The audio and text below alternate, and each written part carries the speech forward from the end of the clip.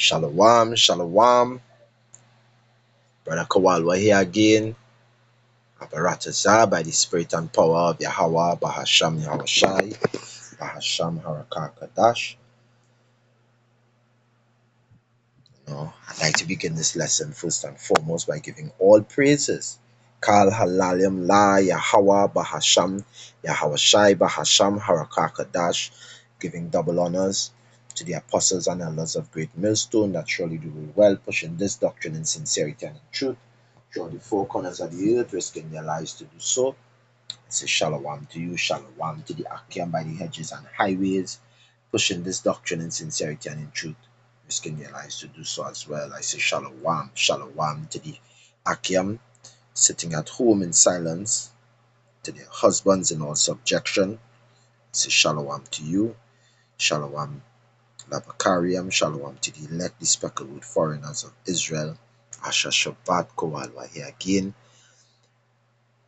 I begin this lesson. What you're seeing here, I just read it out. A, ba, ga, da, ha, wa, za, cha, ta, ya, ka, la, ma, na, sa, I, pa, taza, kwa, ra, sha, and tha. What I just read out for you were the Phoenician symbols, right? Was the Phoenician language, right? What you would call the Hebrew alphabet, as you see written there. And of course, to understand reading the Hebrew language, it is actually read from right to left, not from left to right. Right? Nice. To what I have shy. The right hand first. The right hand come first, not the left. So you don't start from the left. Nothing starts on the left. Right? It's all on the right. Righteousness, not leftiousness. There's a little inside joke there. To what I have shy. Right? So going to the scripture, the first precept is Zephaniah chapter 3 and verse 9. It says, "For then will I turn to the people a pure language, that they may call upon the name of Yahawah to serve him with one consent."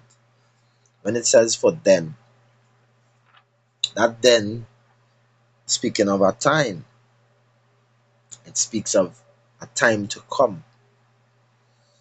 And this time to come is this time. These times that we're living in right now, the last days, as they would call it, the last days or the end of days, right? When the whole world is, poised and ready, all them Christians saying Jesus coming, this one saying Allah coming, and wherever the heathens and them saying, no, you ain't hearing the heathens and them talking nothing. I saying the heathens from the other nations. You ain't hearing them saying anything, except for, probably the Ishmaelites. The Ishmaelites or the Edomites, because they are around the children of the Lord in their so-called religious capacity with these religions that they mixed up in, right? So Christianity and Islam, when anybody you find around, or heavily mixed up in those two so-called religions, you find you would hear them speaking about prophecies coming to pass, or prophecies that are to come to pass, in these times, based on seeing things happening in the earth, right? Hey, speaking of which, this Talmud thing that these Edomites, such now, boy. These people just call we Goyim. These Edomites, Amalek, really wicked in it. To what I about Shai, for his truth that, he brought into the earth, and that he opened my eyes too. He opened our eyes too. Be thankful for the truth. If you're an Israelite, you come to know that you're an Israelite in captivity. Hey, you really need to be thankful to Yahweh Shai, because it's not by you, it's not by anything that you do, it's not by might, not by power, but by the spirit of Yahweh Shai. Is Yahweh who decided that before you were born, you know. In Jeremiah chapter 1, I think it's in verse 3 or something. So with the Lord, you know, let me get that quick. Jeremiah chapter 1, yeah, I believe, and it's verse 3. Nah, well, it's not a. Yeah, it's 5. Look at it. It says, Jeremiah chapter 1, verse 5, it says, before I formed thee in the belly, in your womb, in your mother's womb, before you get formed in your mother's womb, he knew you. And before thou camest forth out of the womb, I sanctified thee, set you apart. He done set a particular way for you to work different from people already and ordain you. He set you up. He prepared you a particular way. He ordained you a prophet.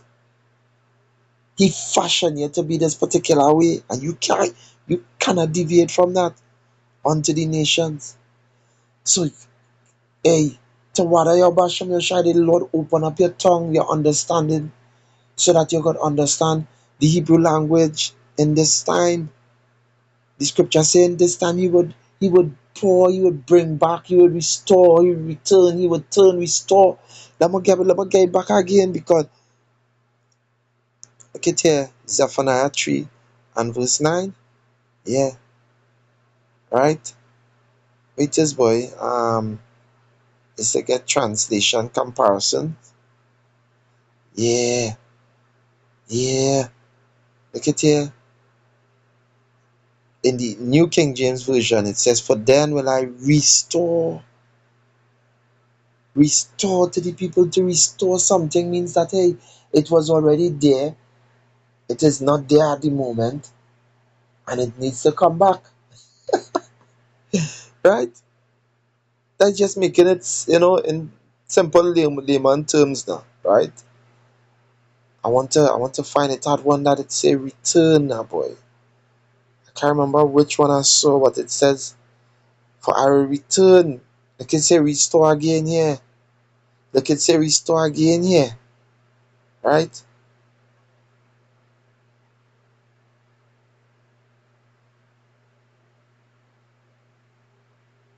All right, even if I'm seeing return, right? Toward YAHAWASHI. We see where it say restore in about 3 or 4 different translations, if I'm not correct. 3 for sure. 3 different translations saying to restore, to replenish, and that of course is to return. To restore is to return. It's the same thing. Toward YAHAWASHI. We find that word restore.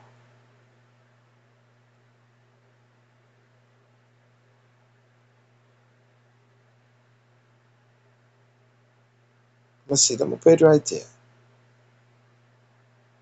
Right? The word restore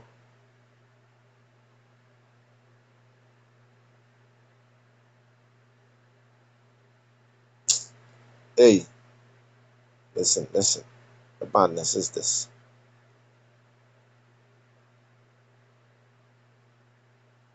Right, the word restore. Strong's H 7725. Shuv. Strong's H7725 Shub. Because you know it and have no V. Look it right there. Look to the top here. Look to the top here. It says, it is Zephaniah 3:9, right? And then it say, for then I will turn to the people, pure language, that they may call upon the name of Yahweh to serve him with one consent. There is no U, E, O, J, or V. Why they pronouncing it with a V here? Look at the Phoenician here. You see any V here? Any of these songs from these symbols here? You see any of it saying V or Av or Ev or Iv or Of? V? Ain't any V sounds? No. So it's not shuv. Esau again. And it's a one letter that it have no X, right? Just in case you all didn't know either. And this is the first time I really double check it because doing this lesson.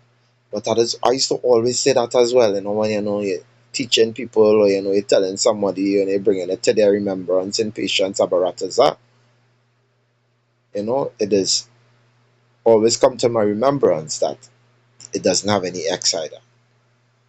Alright, so now it's solidified, it's rooted toward YAHAWASHI Yahawashi. But yes, continuing here with this breakdown of this word, shub, it says to Strong's H 7725. Shuv. Shuv. the word restore means to return, to turn back, to come or go back. Right?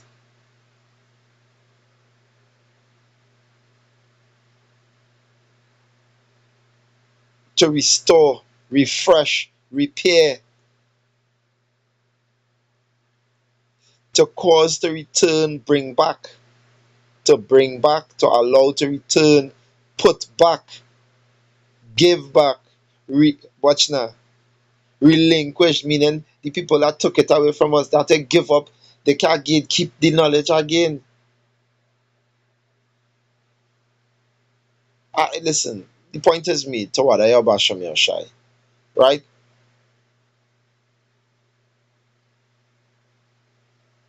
Was in Galatians, I was, right? We'll go back to that Zephaniah 3. Toward YAHAWASHI Yahawashi. So we know that the Lord, YAHAWASHI Yahawashi, said that He will give us back the language, and the purpose is so that what we could do, we could call upon His name in one consent. Look at saying here that we will call upon His name with one consent. Everybody would be in agreement that this is the name. The scripture say that they that call upon the name of YAHAWASHI Yahawashi will be saved. But the rest of the earth believers, Jesus and Yahushua and Yahweh and all kind of abominable names. But if you go in and you calling on the name Yahushua, and you ain't realize that the pure language is the Phoenician Canaanite language, which is this that you're seeing here. It doesn't have any letters U or the E.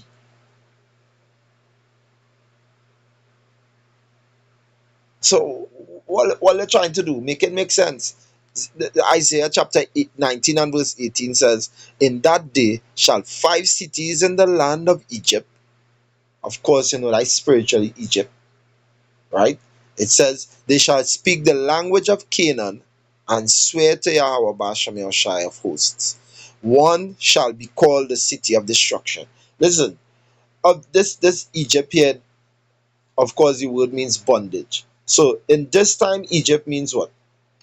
Speaks of Babylon, the spirit, right?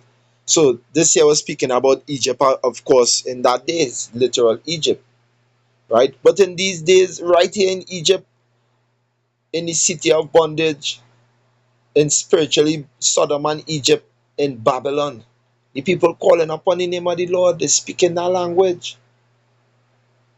right? But what is the language of Canaan? When you go back into it, you realize that Canaan spoke Hebrew.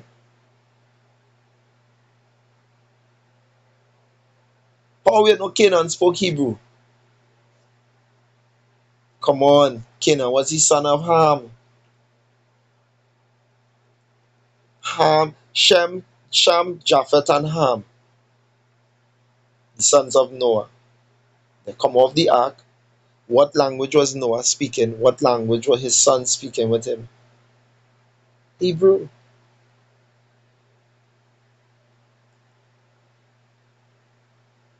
It's not fighting this. I just making it quick and simple. I just wanted to bring out this small lesson and show you Zephaniah chapter 3 and verse 9 to help you understand that This is the language that you need to learn.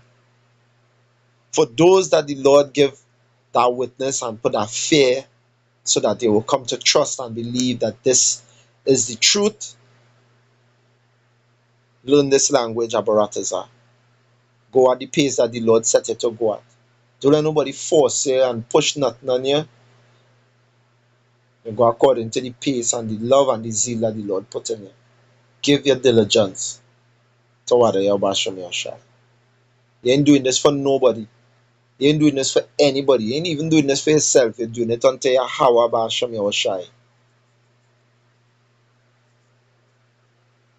Right? So it's just a quick lesson on the Zephaniah 3:9. Abaratazah, by the Spirit and power of YAHAWASHI. It was edifying. So with that, I'd like to give all praises, glory, and honor unto Yahawah, Bahasham, Yahawashai, Bahasham, Harakakadash, giving double honors unto the apostles and elders of Great Millstone, or teachers that surely do real well, pushing this doctrine in sincerity and in truth, risking their lives to do so, to the Akim by the hedges and highways, pushing this doctrine in sincerity and in truth, risking their lives to do so. I say shalom to you, to the Akwad sitting and listening in silence at home, from their husbands in all subjection. I say shalom, shalom to the speckled foreigners of Israel, to the elect, shalom, labakariam, abad babal. This is Brother Kawalwa here from Trinidad GMS Camp saying shalom, asha shabbat, shalom, labakariam, abad babal. Yeah, I just like to end off saying that. I like to end it off giving peace to all Israel, to the elect of Israel.